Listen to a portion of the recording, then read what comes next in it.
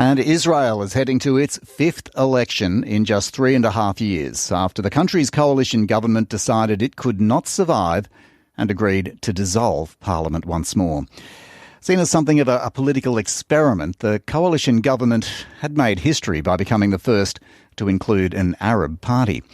But in a nationally televised news conference, Prime Minister Naftali Bennett said it was not easy for him to move to disband the government, but did say he thought it was the right decision for Israel. I held a series of talks with officials, and I realised that in 10 days, with the expiration of the West Bank regulations, Israel will experience serious security damages and legal chaos. We spared no efforts to galvanise whomever was needed to pass the regulations, but our efforts bore no fruit. Therefore, my friend, Foreign Minister Yair Lapid, and I decided to act together to dissolve Parliament and set an agreed-upon date for elections. Naftali Bennett. Not surprisingly, some election-weary Israelis have expressed a bit of dismay about the move. It's really very sad for me. I think in Israel we don't need elections.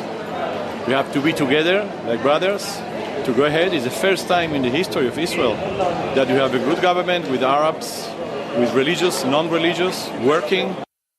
Well, Ahron Shapiro has seen it all before. He's a senior policy analyst with the Australia-Israel Jewish Affairs Council and joins us once more. Ahron, hello again. Why, oh why, is this happening again, and why now?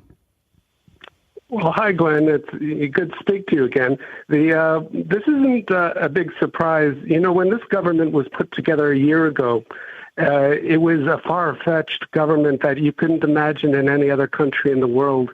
And, you know, what brought them all together was the idea that and these are parties all the way, 8 parties from the far left, and including, as you said, an Islamist Arab party, and all the way to right of Likud. And they all had one thing in common. They wanted to keep Netanyahu from being prime minister. And that's what the glue that kept them together. But it was always going to be difficult. So a lot of people didn't expect them to last this long in some ways. So the truth is they've outperformed and exceeded and actually come home with a lot of achievements. Well, let's look at that then. While for some Israelis, they were a bit shocked by the news of yet another election, others did sound pretty relieved. I think it's been way too long in coming. That's what I think. We've been waiting for this for a very long 12 months. Who's going to be next? I don't know, but I do know that this wasn't working. This wasn't working. So what do you think? Was it working? How do you view the performance of the government this past year? It was an unusual government that will be very difficult to assemble again just because of the unique parameters. Look, a lot of people weren't happy with it because it was counterintuitive to their political views. We wound up with a Prime Minister, Naftali Bennett, who had a party that was minuscule, and how does that happen? But he's going to be handing over the reins to Yair Lapid, and through the transitional government according to their agreements. But the point is that this government was based on the principle that Israelis could agree on about 70-80% of the issues, and the contentious issues they could try and avoid and just put them aside. And it turned out after a year that it was too much to try and expect everyone to put those contentious issues aside forever. And they little by little, people on the right and people on the left started getting too uncomfortable for the government, and it did come apart eventually. But a lot of people were really uncomfortable with the way the government was set up. They'd rather like to see a traditional government that better is more in line with the previous governments. And maybe we'll see that out of the next election, or maybe not. Yeah, indeed. All right. And it was seemingly forced by this looming expiration of laws around West Bank settlers, and some of the right-wing parties feared a moderate response to that issue, it seems. As you say, Mr. Bennett has switched places with the Foreign Minister, Yair Lapid, in the interim. That was the deal, wasn't it, that they were supposed to share power? So where does that leave Naftali Bennett? Is he finished? Who stands at this next election?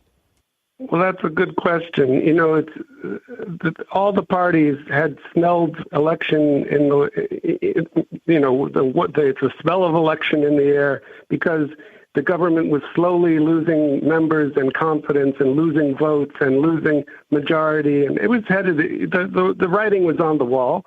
So some parties are already in election mode. Now, the interesting thing about Naftali Bennett, as you say, is that he had really the most to lose in the election because he was he was the lightning rod for all the right-wingers who said, no, you shouldn't join a government that has merits in it and labor in it. These are parties on the left wing of the spectrum. They don't reflect our views.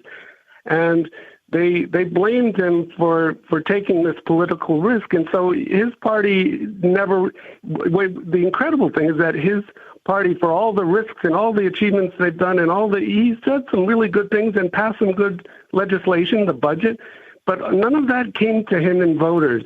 The right-wingers, most except for some of his great, only a small group of supporters, most people blamed him for being a right-winger joining a government that didn't reflect their views.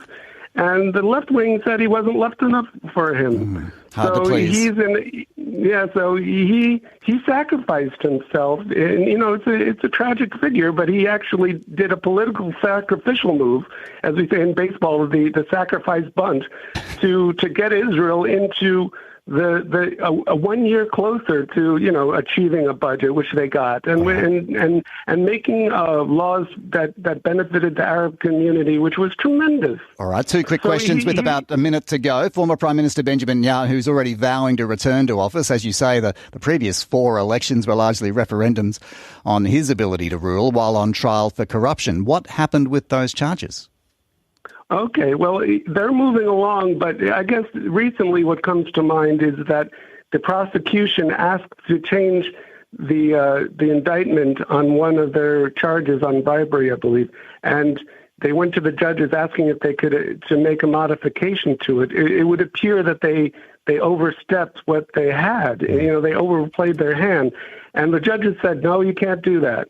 So that seems to be a case that is now looking better for Netanyahu, but he still has other cases that are problematic. The wheels of justice are moving, but slowly. All right, so not resolved is the bottom line there. Finally, as you suggested, resolved. Either way, how likely is it that a more stable government could be the outcome of this latest election if there remains no clear majority for anyone? Is this just a recipe for continued instability and yet more elections? Well, it's interesting. This will be an interesting election with the dynamic that we've never seen before. Netanyahu most likely will be the candidate on the right, and the one on the left will be Yair Lapid, who has never stood to be the challenger. So this will make an interesting. We don't really know how this will go, but I will say that the polls for over this past year, or what really are remarkable to me, is that hardly anybody changed their vote.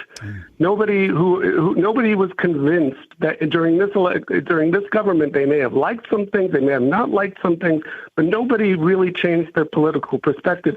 So if you ask me, I think that it's impossible to read how the election will go. It's all the way in October, but it could very well equal more cycles of instability because people really haven't changed their mind. Okay, so we may speak again. Ahron, thanks a lot. Ahron Shapiro joining us from the Australia-Israel Jewish Affairs Council.